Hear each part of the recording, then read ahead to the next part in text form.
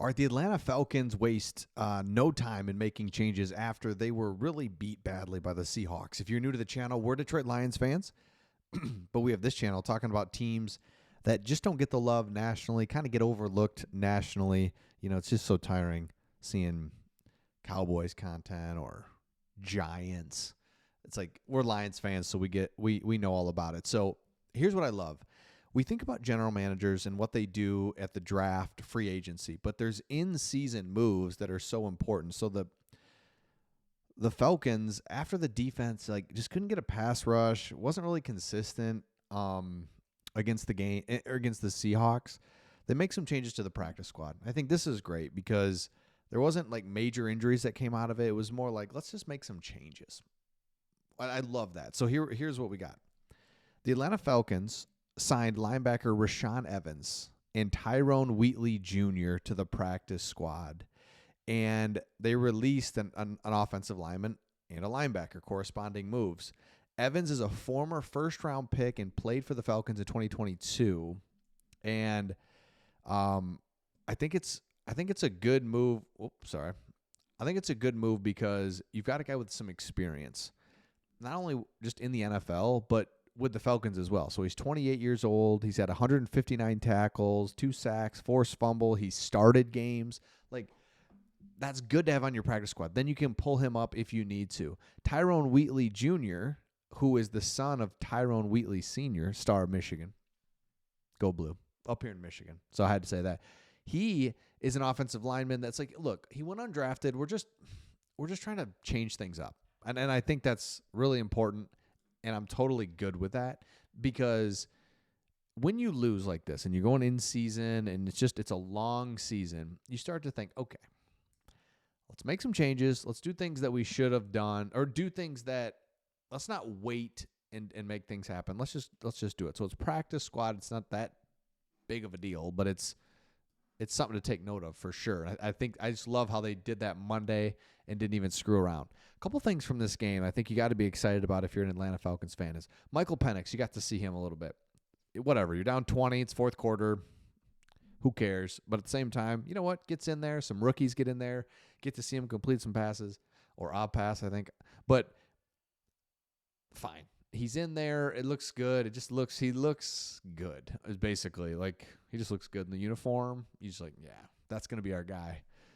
Or we're just good at quarterback for 10 years. What a good feeling.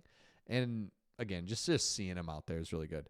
The other good news that kind of comes out of this is if you look here,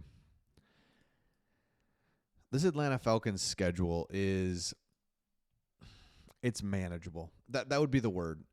We've looked at it a few times, and there's no team on this schedule that is just, whoa. I mean, okay, maybe let's look at it here. You've got Minnesota,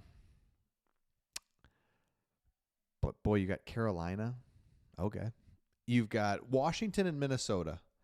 I mean, those are like, okay, that's for real. Tampa in division always going to be tough. Dallas is always going to be weird. New Orleans always going to be tough. Denver good. Chargers fine. Minnesota, ugh. Vegas, ugh. Who cares? New York, who cares? Carolina, who cares? So you've got actually 3 games on your schedule the rest of the way that are just, it's the NFL. Like, seriously, who knows, right? It's the NFL. But come on. Are you kidding me? Carolina is historically bad. Vegas by then, a couple more weeks. Max Crosby hopefully be traded to the Lions. So that's good news too, right? I think overall, if you are a Falcons fan, everything's in front of you. You're 4-3, right in the thick of the division. It's the NFC. A lot of season to play. Schedule's manageable. You're right in it. Like I can't stress that enough that you're totally fine. You're right there. You're right in it.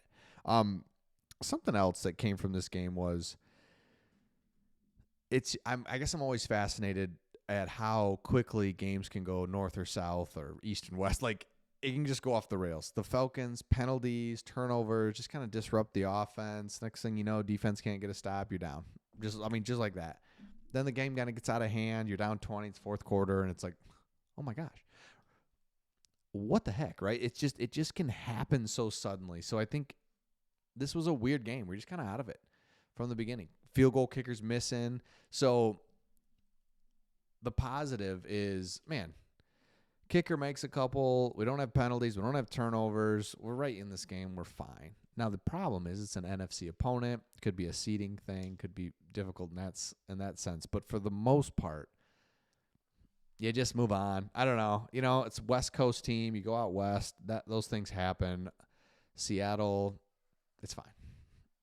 Like I wouldn't be too you were home against Seattle. But I wouldn't be too worried about it. I just really wouldn't. It just goes back to like, all right, these division games are huge. That's all. This division, it is what it is. It's like this is huge, and we have to beat Carolina because the other teams are going to as well. But right now, you're 3-0 in the division. It's division games. That's what it comes down to. If you win the division, home playoff game, boom, home playoff game, and then that next game you're going to be,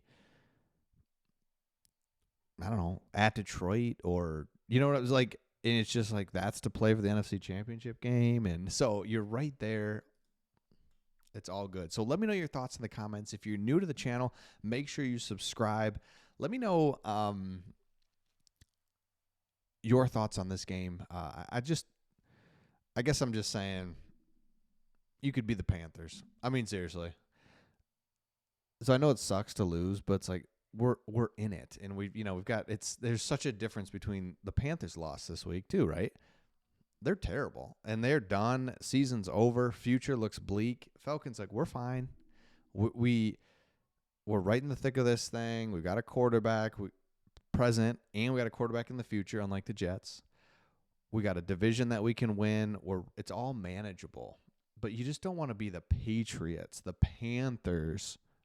Who else is terrible right now? Jags, where it's just like, no, we're terrible. We're out of it. You're not out of it. You're right there. And that's remember, this is entertainment, what we're doing here.